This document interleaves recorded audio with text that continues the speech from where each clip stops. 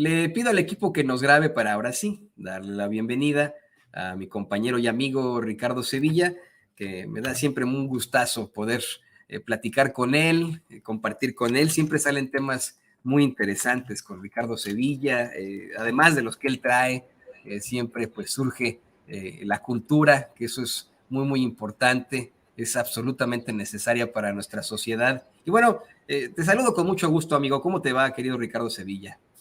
Muy bien, querido Toño, público memorioso, estoy muy feliz, muy exultante, la verdad, por varias cosas. Una de ellas es que el presidente López Obrador habla de uno de mis ídolos intelectuales, del gran Juan Saravia, y desde luego acompañado del gran tocayo Ricardo Flores Magón, que por cierto debo decir que fue contemporáneo de una tía abuela mía que se llamaba Juana Belén Gutiérrez de Mendoza, prácticamente el mismo nombre que tiene mi madre, y ella fue una periodista antiporfirista que fue fundadora de un diario bastante contestatario que se llamaba en la época Vesper, y bueno, pues estoy yo muy contento por eso por un lado, y por otro lado estoy más contento aún porque Enrique Krause, y justamente tiene que ver con este tema, porque hice un pequeño hilo en Twitter hablando justamente de Ricardo Flores Magón y de su hermano Enrique Flores Magón, que era un personaje que estaba muy, muy cercano a las ideas de su hermano mayor. Y bueno, pues Enrique Krause jamás ha querido hablar acerca ni de Juana Belén Gutiérrez de Mendoza, ni de los hermanos Flores Magón, y mucho menos de Juan Saravia. Entonces dije, bueno, lean este hilo, que es el que no quiere Enrique Krause que usted conozca. Y entonces Enrique Krause, que había aguantado, he de decir, todas, en esta ocasión llora, se levanta de la mesa y me bloquea. Y alguien, amistades que uno tiene, porque como tú sabes, querido Toño, pasé muchos años trabajando en los medios de comunicación corporativos, y bueno, pues en los medios de comunicación corporativos todavía hay gente muy, muy, muy afable, muy entera, y que pues por alguna razón del destino, de la vida, de la economía, de lo laboral, se queda ahí trabajando en estos lugares. Y bueno, pues una de esas personas muy cercanas al ingeniero en fraudes y fake news me dijo, oye, ya hiciste llorar aquí a Enrique Krause, y ordena a su community manager que te bloqueen. Entonces, estoy yo muy contento, Toño, por esas razones, y la verdad es que, como dice aquí en el mensaje, pues es un timbre de distinción. Yo estoy muy, muy contento porque cuando tú estás sentado a la mesa y presentas argumentos y presentas datos duros, y el contrincante intelectual se levanta y hace berrinche y dice, yo ya me voy, todo está dicho. Y está dicho porque no tiene argumentos, porque no tiene ideas, porque ha decidido marcharse. Ya no tiene nada que decir. Y bueno, pues estos periodistas de dudosa reputación, como nos califican ellos, pues aquí estamos dando la batalla y estamos bien sentados y bien posicionados frente a la gente, que es a la que hay que darle la cara. Entonces estoy muy contento. Una respuesta larga a tu pregunta, querido Toño. Yo pues te mando mi felicitación sobre este incidente tan interesante. Fíjate que es fantástico el saber que haces rabiar a alguien que pues ha hecho de nuestra intelectualidad algo terrible, alguien que ha pues enfrentado a los pueblos, que nos ha enfrentado como mexicanos, que nos ha mentido no solamente en sus publicaciones sobre historia, como ingeniero que es y empresario pues literario que es, sino como un pseudohistoriador, ¿no? Yo recuerdo mucho este mito que se inventó él de un supuesto suicidio de Carranza.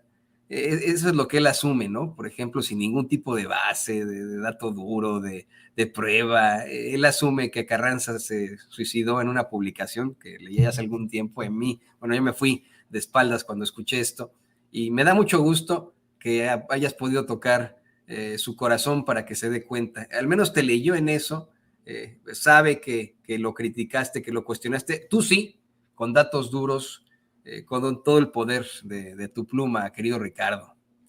Sí, este personaje, hay que decirlo con todas sus letras, más allá de ser un pseudohistoriador que, como bien apuntas, ha creado el mito en torno a él mismo de que se trata de un personaje que sabe de historia y que no es más que un simple ingeniero, no porque la ingeniería simple sea simple, para nada, en absoluto. Hay ingenieros muy respetables, la carrera es sumamente importante e interesante. Este ingeniero es ingeniero de pacotilla, no ejerce y se metió de historiador, hizo un curso, porque no hizo estudios ni de maestría ni de doctorado, sino un curso en el Colegio de México que en ese entonces se formaba. Y bueno, pues ahí conoce a Héctor Aguilar Camín, se hacen amigos de Piquete de Ombligo, se siente apadrinado por Daniel Cosío Villegas, y bueno, pues empieza esta carrera que es sumamente ambiciosa y que terminará con la amistad entre Octavio Paz y Carlos Fuentes, dos de los titanes o de los representantes más importantes de la literatura y de la intelectualidad de México. ¿Y cómo lo califica el propio Carlos Fuentes, el autor de Cambio de Piel? Como una cucaracha ambiciosa. A veces se cruzan en el camino de la amistad cucarachas ambiciosas, y este señor es una cucaracha ambiciosa, y nosotros lo hemos probado, lo hemos comprobado, hemos ofrecido argumentos, pero además pruebas, datos duros. ¿Y en qué consisten esos datos duros? En darle a conocer a las personas, a la audiencia, que este personaje se benefició con contratos leoninos, con contratos millonarios del presupuesto del erario, del dinero de los mexicanos, de las mexicanas, que le entregaban a manos llenas los gobiernos que antecedieron al López Obradorismo, y eso los tiene muy enojados. Siempre hemos pensado que esta es la parte fundamental, aunque ellos traten de desestimar esto que es tan relevante, lo cierto es que es la parte medular. Estos personajes no están interesados en educar al pueblo, en informarlo, están concentrados en sus negocios, y los negocios de este señor se llaman Letras Libres Interactivo SADCB, Editorial Vuelta SADCB, Clio SADCB, y bueno, esta serie de empresas. Estaba yo viendo ese documental más o menos entre Azul y Buenas Noches que sacaron sobre Paco Stanley, y me dio muchísima curiosidad ver que ahí, mientras estaban haciendo su presentación Emilio Azcárraga Gallín, se levanta de ahí a Enrique Krause. Entonces digo, ¿qué hace Enrique Krause en esa junta con la gente de Televisa? Bueno, pues hace lo que usted y yo sabemos perfectamente, trabajar, prestar servicios para un medio de desinformación que, como tú bien apuntas, ha tenido o se ha tratado de encargar de la parte sucia, que es desinformar, darle productos basura, productos chatarra a la población de México. La población de México, afortunadamente, vivimos, como diría el gran Stephen Zweig,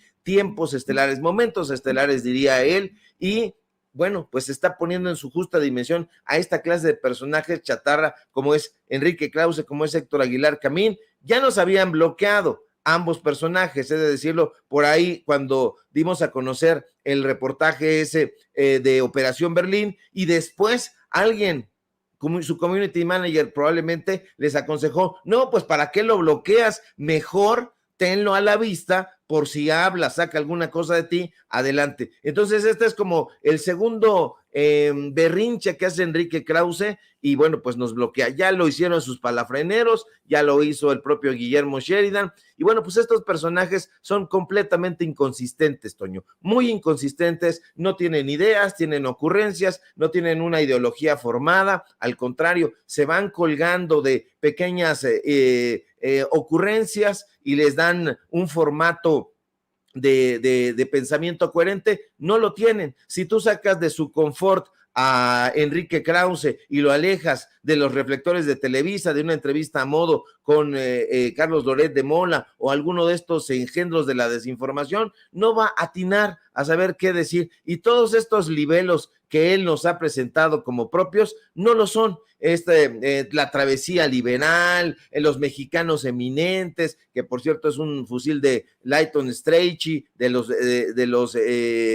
virginianos eminentes, de los victorianos eminentes, pues bueno, simple y sencillamente dan cuenta de un personaje que no es lo que proclama ser, un personaje que está abierto al confrontamiento con las ideas, al debate. No quiere debatir, y no quiere debatir, Toño, porque no tiene argumentos.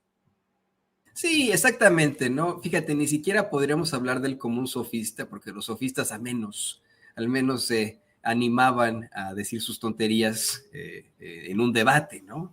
Él en todo caso, pues es eso, ¿no? Un empresario editorial. Por supuesto que tampoco minimizo para nada la actitud y la profesión de los ingenieros. Yo lo digo porque pues nada tiene que ver con la historia, la ingeniería, ¿no? Ahí sí, honestamente, ¿no? A lo mejor con el periodismo tiene algo que ver, incluso la medicina tendría algo que ver con la historia, ¿no? Pero no sé tanto la ingeniería. Pero bueno, no sé, ese es el punto.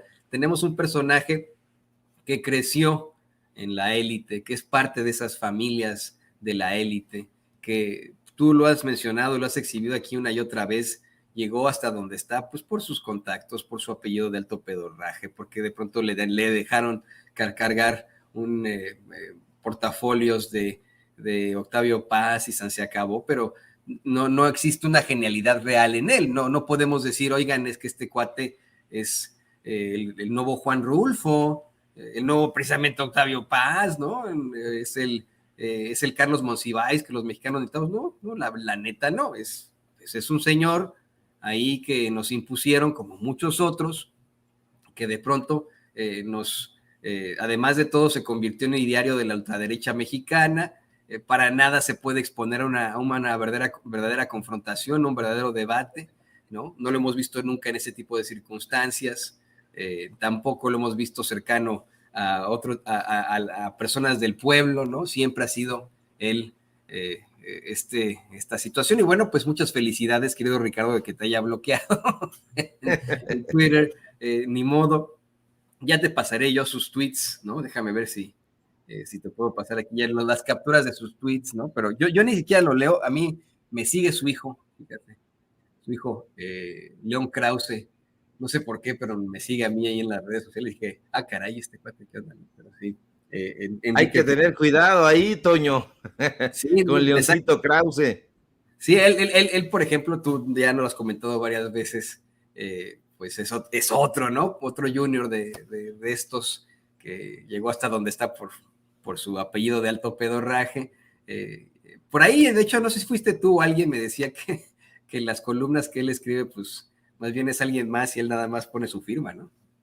Se llama Fernando García Ramírez, el personaje que desafortunadamente se alquila como un Ghost Rider, una cosa así. Bueno, pues él les escribe los libros, o se encarga incluso de hacer las investigaciones, de reunir a un grupo de personajes para hacer este trabajo. Entonces él lo único que hace, Enrique Krause y Leoncito, es palomear. ¿Por qué? Porque están muy ocupados con sus negocios, están muy ocupados haciendo relaciones públicas, están muy ocupados haciendo relaciones comerciales. Ya lo había apuntado en su momento Julio Scherer García, se perdió un intelectual, se ganó a un empresario, aunque yo disentiría en esa parte porque no lo considero un intelectual. El presidente López Obrador decía hace apenas un par de días que ya le costaba mucho trabajo referirse a estos personajes como intelectuales. Y es que no son intelectuales. Tú decías y decías muy bien, bueno, este personaje quiso ocupar pues el espacio intelectual que dejó Octavio Paz, y sin embargo no es poeta, no es novelista, no es cronista, es un simple personaje que escribe una cosa que se conocería como retratos literarios, y la verdad es que lo hace muy mal. Su repaso por la historia de México es un repaso absolutamente tergiversado, conservador, mañosamente presentado y representado, que ha intentado confundir a la población y llevar en todo caso esta narrativa ya tergiversada, ya manoseada a los espacios educativos. Ese es el objetivo. Cuando tú ves la imposibilidad de la Secretaría de Educación Pública en los sexenios pasados de, pues, te educar adecuadamente, pues lo único que dejas abierto es un espacio para maleducadores. Entonces estos sujetos se apropiaron de la Secretaría de Educación Pública, no solamente recibiendo contratos leoninos, sino adicionalmente metiendo ahí partes sustanciales de los escritos que estos personajes consideraban que deberían de ir hacia la formación de los niños, de las niñas. ¿Para qué? Para que cuando tú crecieras no supieras absolutamente nada sobre Daniel Sada, no supieras absolutamente nada sobre las grandes escritoras de México, sobre Luisa Josefina Hernández, que supieras muy poco sobre Rosario Castellanos y que supieras mucho sobre Octavio Paz, que es el tótem de estos personajes, pero hay tantos personajes que no estuvieron en su momento, no se tenían lecturas, por ejemplo, sobre José Revueltas. A José Revueltas tenías que buscarlo fuera de la academia, cuando en realidad tendrías que haber tenido sus textos a la mano desde tu primera formación, y esos personajes eran justamente a lo que se dedicaban, a llevar a los suyos a esa formación. ¿Y qué es lo que va dando por resultado? Pues una apatía intelectual. Hoy mismo, querido Toño, público memorioso, estamos padeciendo eso. Estos personajes inoculan desde edades tempranas en el sistema educativo mexicano nombres y obras, y cuando ya van creciendo, pues entonces nos topamos con ese muro de apatía, insisto, que es lo que está ahorita anidándose en la UNAM. ¿Quién lo dijera? La UNAM apática, pues sí lo estamos viendo, tantas y tantas cosas que están surgiendo, tantos y tantos datos duros sobre las corruptelas en la máxima casa de estudios, y parece que esta nueva generación, sin generalizar, pero sí en su mayoría, está muy indolente ante lo que está sucediendo en la Universidad Nacional Autónoma de México, y eso es fruto precisamente del trabajo sucio que han realizado personajes como Héctor Aguilar Camín y este sujeto bloqueador, Enrique Krusty, que diga Krause, es que pensé que era Krusty. Sí se parece a Krusty, ¿eh? Uno de los primeros episodios de Los Simpson es cuando Krusty se reúne con su papá, ¿no? Y al final terminan con una canción que va así de "Oh, mi papá", y era muy graciosa esa canción, pero ya estamos hablando hace muchos años. Esa es una de las series que lleva tantos años en la televisión como la eterna telenovela Todos contra López Obrador. Pero bueno, ¿qué te parece que ya para cerrar, y le pido al equipo que nos grabe, hablamos de este tipo de perfiles, ¿no? Este tipo de personajes? Hace unos momentos nos determinas aquí, Ricardo, con pruebas, con pues, planteamientos muy, muy fuertes. ¿Por qué Krause para nada es poeta, para nada es escritor, para nada es novelista, cronista, para nada es intelectual, ¿no? Acá en Estados Unidos tenemos una corresponsal en Washington, D.C., que se llama Dolly Esteves, sí, ha publicado un par de libros, ¿no? Ahí tiene, por ejemplo, Así nos ven, ¿no? Que es una pues, serie de entrevistas que le hizo a embajadores estadounidenses en México, ¿no? Dolly Esteves, pero pues no sé si desde el título, no he leído el libro, la verdad, pero no sé si desde el título podríamos decir que es un poco clasista, ¿no? Así nos ven, bueno, quién sabe. También tiene otro libro que se llama Donald Trump, el aprendiz, ¿no? Me llama mucho la atención que ambos libros, ahora buscándolos, no, es que, perdón, pensé, los encontré en el sótano, pensé que esto era Amazon y que estaba en $, el precio, y dije, no, pues ni que fuera que un libro de anatomía o qué quieres tú, ¿no? No cuestan tanto como plantean ahí en el sótano, son pesos. No le voy a decir el precio para que pues, tampoco no lo come por ahí, pero bueno, Dolly Esteves claramente ha sido una periodista muy crítica del presidente López Obrador y de todo lo que huele a él, ¿no? Y claramente ha sido una comunicadora cercana pues a la Casa Blanca. Nunca hemos visto de su boca, de su pluma, algún tipo de crítica o cuestionamiento a algo que tenga que ver con el gobierno de los Estados Unidos. O sea, mira, claro, lo vimos en tiempos de Trump, ahí sí, para que veas, ¿no? Ahí sí, pero porque se trataba de tal vez otro partido con el que congenie u otra tendencia dentro de un gobierno que no le pertenecía pues a su predilección. Hoy en la mañanera, una corresponsal de Sputnik, Stephanie Palacios, quiso impulsar muchísimo el planteamiento que hace Dolly Esteves sobre Alicia Bárcena, que ahorita nos va a poner don David ahí en pantalla, y que el presidente López Obrador incluso comentaría en la conferencia. Alicia Bárcena, más conocida en el ámbito multilateral que bilateral, escasa experiencia en la relación con Estados Unidos, retiró su candidatura a la presidencia del Banco Interamericano de Desarrollo, luego de que los republicanos le llamaran comunista por historial de elogios a las dictaduras de Cuba y Venezuela. Bueno, a ver, aquí en primer lugar, pues Dolia atenta contra todo lo que tú luchas, querido Ricardo, que es sin ningún tipo de prueba, precedentes, escupe, esa es la palabra, ¿no? Este tweet. Y la reportera, eso es muy importante, le asegura a López Obrador que Estados Unidos ve a Alicia Bárcena como una, ¿cómo le dijo? Como una comunista, la ve como una comunista. Yo decía, bueno, primero a Stephanie Palacios, con mucho respeto, pues no es todo Estados Unidos, ¿no? Fueron unos republicanos, ¿no? Así de sencillo. Y en segundo lugar, pues tenemos a una Dolly Esteves que en efecto es constantemente citada por los medios de comunicación corporativos en México, es autoridad del periodismo acá en los Estados Unidos, pero con mucho respeto también para Dolly Esteves, me da la impresión de que muchas veces se comporta como el payasito de la tele Jorge Ramos, que solamente está buscando pues mostrar su imagen y hacer un show y que digan, mírenme, yo soy Jorge Ramos. Me da esa impresión.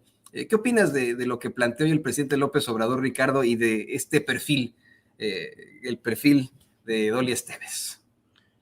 Me parece que el presidente López Obrador tiene una idea muy clara de lo que es el comunismo, de lo que es el socialismo, de lo que es el trotskismo, de lo que es el marxismo, etcétera, y que estos personajes no. Para ellos es muy fácil hablar de oídas y hacerle creer a la gente que existe el monstruo del comunismo, este engendro del comunismo que no entienden perfectamente bien, que no entienden nada en absoluto, que no saben que viene de Hegel. En realidad tendrían que decir que Carlos Marx es un hegeliano de izquierda. Eso es lo que tendrían que decir si comprendieran un poquito o si se pusieran a leer, si se dieran tiempo de hojear un capítulo solamente del Capital, pero no lo van a hacer, no van a leer la primera ni la segunda escuela de Frankfurt, donde viene desarrollado ya ese marxismo que ellos acusan, viene desarrollado y que da precisamente origen a la globalidad, como en su momento lo enunció Habermas. No tienen idea, no tienen tiempo, no tienen deseos, y bueno,